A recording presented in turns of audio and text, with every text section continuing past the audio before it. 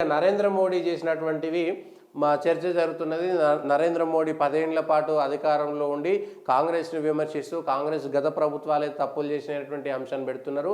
అయితే ఇప్పుడు నరేంద్ర మోడీ సర్కారు 2004 నుంచి 2014 మధ్యలో యూపీఏ హయాంలో ప్రధానమంత్రి మన్మోహన్ సింగ్ ఉన్నాడు. ఆయన ఆర్థికవేత్తగా ఉన్నటువంటి ఆయన హయాంలో ఆర్థిక క్రమశిక్షణ బదులు క్రమశిక్షణ ఉల్లంఘన ఏ విధంగా ఉంది, ఇబ్బడి ముబ్బడిగా కేటాయింపులు ఎట్లా చేసుకున్నారనేటువంటి అంశం పైన ఒక శ్వేతపత్రము కేంద్ర ప్రభుత్వం విడుదల చేసేటువంటి ఆలోచనలో ఉన్నది. గతంలో మన్మోహన్ సింగ్ పెద్ద ఆర్థికవేత్త అన్నారు కదా, కానీ మన్మోహన్ సింగ్ హయాంలో పైసల దుర్వినియోగం ఎట్లా జరిగింది, దాని వెనక ఉన్నటువంటి వాళ్ళు ఎవరనేటువంటి విషయాన్ని దేశ ప్రజల ముందు పెడతామనేటువంటిది వచ్చింది. ఇప్పుడు కాంగ్రెస్కు అది కూడా ఒక గుదిబండగా మారబోతుంది.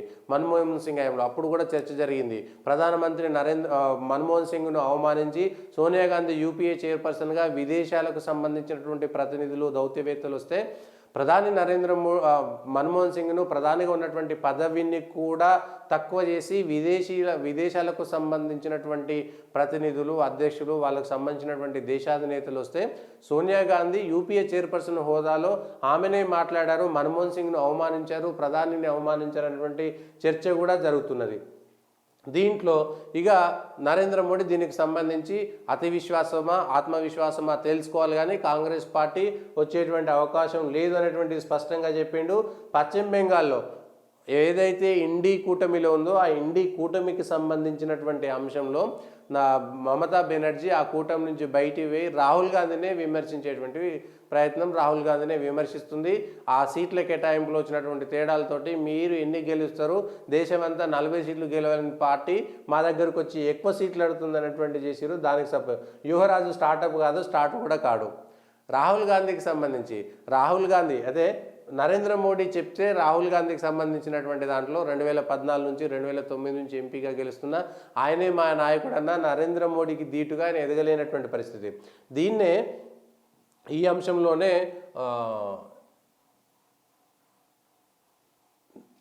గాంధీ నెహ్రూ కుటుంబాన్ని కాంగ్రెస్కు బయట నాయకత్వం కావాలి, రాహుల్ గాంధీపై ప్రణబ్ ముఖర్జీ కుమార్తె శర్మిష్ఠ విసురులు.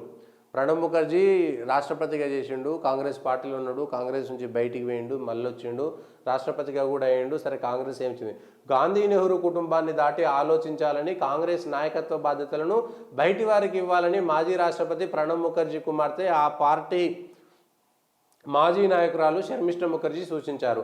పార్టీ ప్రస్తుత సిద్ధాంతాన్ని గట్టిగా ప్రశ్నించారు. ఎన్నికల ముందు శివభక్తుల అవతారం ఎత్తడమే పార్టీ సిద్ధాంతమని అగ్రనేత రాహుల్ గాంధీ తీరును విమర్శిస్తూ మంగళవారం ఎక్స్లో పోస్ట్ చేశారు. కాంగ్రెస్ వివిధ పదవులను తన తండ్రికి దానంగా ఇవ్వలేదని, ఆయన తన కష్టంతో వాటిని సంపాదించుకున్నారని, వాటిని పొందడానికి అన్ని విధాలా అర్హుడేనని స్పష్టం చేశారు. విపక్షాల ఇండియా కూటమిపైన శర్మిష్ఠ స్పందించారు. దానిని ఇండి కూటమి అనే పిలవాలని, దేశం పేరును ఏ పార్టీ కూటమి పెట్టుకోకూడదని అప్పట్లోనే పోస్టు చేశాను అని తెలిపారు. మోడీ విమర్శించాడు, యువరాజు స్టార్టప్ కూడా కాదు అనేటువంటి అంశంలో బీజేపీ విమర్శించడంతో ఒకటి. 2009 నుంచి కూడా రాహుల్ గాంధీ నాయకత్వం పైన ఈ దేశంలో కాంగ్రెస్ పార్టీని లీడ్ చేయలేనటువంటి అంశం పైన ప్రతిసారి ప్రూవ్ అవుతుంది. దేశంలో వివిధ మీడియా సంస్థలు రాహుల్ గాంధీని ఎంత ప్రొజెక్ట్ చేసినా చేయాల్సినటువంటి పరిస్థితి వచ్చింది. రాహుల్ గాంధీ పరిస్థితి ఇప్పుడు కూడా 2024లో రాహుల్ గాంధీ నాయకత్వంలో ఆయన జోడో యాత్ర చేస్తే తెలంగాణలో కర్ణాటకలో అధికారంలోకి వచ్చిందని చెప్పుకుంటే మిగిలినటువంటి రాష్ట్రాల్లో ఎక్కడ కూడా లేదు. ఆయనకు సంబంధించినటువంటి నాయకత్వ లోపాలతోటి ఆయన కాంగ్రెస్ పార్టీకి సంబంధించినటువంటి జాతీయ అధ్యక్షుడిగా కూడా ఉండలేకపోయాడనేటువంటిది ఒక స్పష్టంగా మనకు అర్థమవుతున్నది. మల్లికార్జున ఖర్గేను బలవంతంగా భారంగా ఇచ్చారు. ఈ విషయాలు చెప్పింది ఎవరో కాదు, ప్రణబ్ ముఖర్జీ కుమార్తె. ఆమెకు సంబంధించి రాహుల్ గాంధీకి సంబంధించినటువంటి అంశంలో ఒక ట్వీట్ కూడా చేశారు గతంలో. ప్రణబ్ ముఖర్జీకి సంబంధించినటువంటి ఒక పుస్తకం రాస్తున్నప్పుడు శర్మిష్ఠ ప్రణబ్ ముఖర్జీ చెప్పిన ఒక విషయాన్ని ఉటంకించారు. రాహుల్ గాంధీ సంబంధించినటువంటి అపాయింట్మెంట్ ఒకటి ఇచ్చిర్రు. రాహుల్ గాంధీ ప్రణబ్ ముఖర్జీ ప్రధానమంత్రి రాష్ట్రపతిగా ఉన్నాడు. ప్రణబ్ ముఖర్జీ రాహుల్ గాంధీ అపాయింట్మెంట్ అడిగాడు. ఆయనకు సంబంధించినటువంటి ఆఫీస్ నుంచి ఒక మెసేజ్ వచ్చింది. అప్పుడు ప్రణబ్ ముఖర్జీ రాష్ట్రపతి భవన్ నుంచి సాయంత్రం ఎప్పుడో 8 గంటలకు 8 PM-కో 9 PM-కో రమ్మని ఒక మాట చెప్తే అక్కడ ఉన్నటువంటి ఆఫీసు ఈయనకు 9 AM అని చెప్పేసి పొద్దున్నే 8 గంటలకు రాష్ట్రపతి భవన్కు పంపించారు.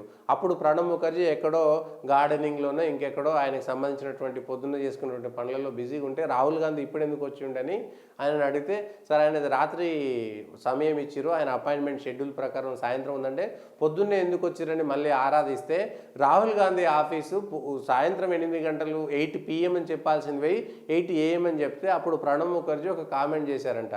ఆ రాహుల్ గాంధీ ఆఫీస్లో ఆయనకు ఏఎంకు పిఎంకు తేడా అయినటువంటి అధికారులు ఆయన ఆఫీస్ మేనేజ్ చేస్తుంటే రాహుల్ గాంధీ ఈ దేశానికి ప్రధానమంత్రి ఎట్లయితాడు అనేటువంటి విషయాన్ని శర్మిష్టతో చెప్పినట్టు ఆ విషయాన్ని పుస్తకంలో రాశారు. అంటే ఈ అంశంలో రాహుల్ గాంధీని విమర్శించడమో లేదంటే సోనియా గాంధీని విమర్శించడమో కాదు, ఒక ఆఫీస్ మెయింటైన్ చేయాలంటే, ఒక టేబుల్ మీదకి రావాలంటే ఒక ముఖ్యమంత్రి, ఒక సాధారణ మంత్రి, ఒక ఎమ్మెల్యే, ఒక సర్పంచ్ వచ్చినా కూడా దానికి సంబంధించినటువంటి పూర్తి స్థాయి ప్రిపరేషన్ తోటి ఒక ఆఫీసు ఏర్పాటు ఉంటుంది. ఒక సర్పంచ్ వచ్చినా కూడా ఆ సర్పంచ్ మాట్లాడేటువంటి సందర్భంలో ఆ గ్రామంలో ఏం జరుగుతుందో అక్కడ ఉన్నటువంటి కారోబారు, అక్కడ ఉన్నటువంటి సెక్రటరీ, అక్కడ ఉన్నటువంటి గ్రామ సచివాలయంలో ఉన్నటువంటి అధికారులు, అక్కడ ఉన్నటువంటి వాళ్ళంతా కలిసి కొన్ని వివరాలు చెప్తే దాన్ని తీసుకొచ్చి ప్రిపేర్ అయ్యేస్తారు. అట్లాంటిది ఒక ప్రధానమంత్రి కావాలనుకున్నటువంటి వ్యక్తికి ఎంత చరిత్ర తెలిసి ఉండాలి, ఎంత భవిష్యత్తు మీద అవగాహన ఉండాలి, ఎంతమంది పేర్లు గుర్తుండాలి, ఎట్లాంటి ఈ అంశంపైనే దీనికి సంబంధించినటువంటి ఒక చర్చ, అంటే ప్రణబ్ ముఖర్జీకి సంబంధించినటువంటి ఒక చర్చ జరుగుతున్నటువంటి నేపథ్యంలో రాహుల్ గాంధీ మరి నాయకత్వం వహించగలుగుతాడా లేదా అనేటువంటిది కూడా ఒకటి చూడాలి.